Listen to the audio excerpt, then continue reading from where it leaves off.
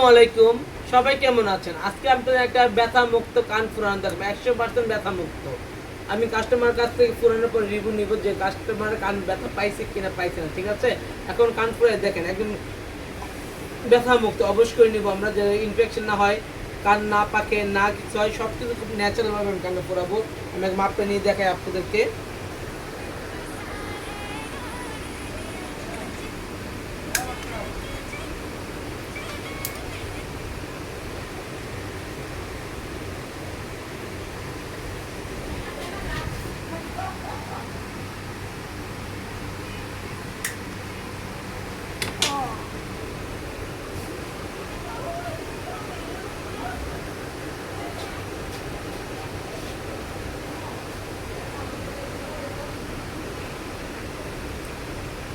কানটা অবশেষে ফুরাই দিলাম।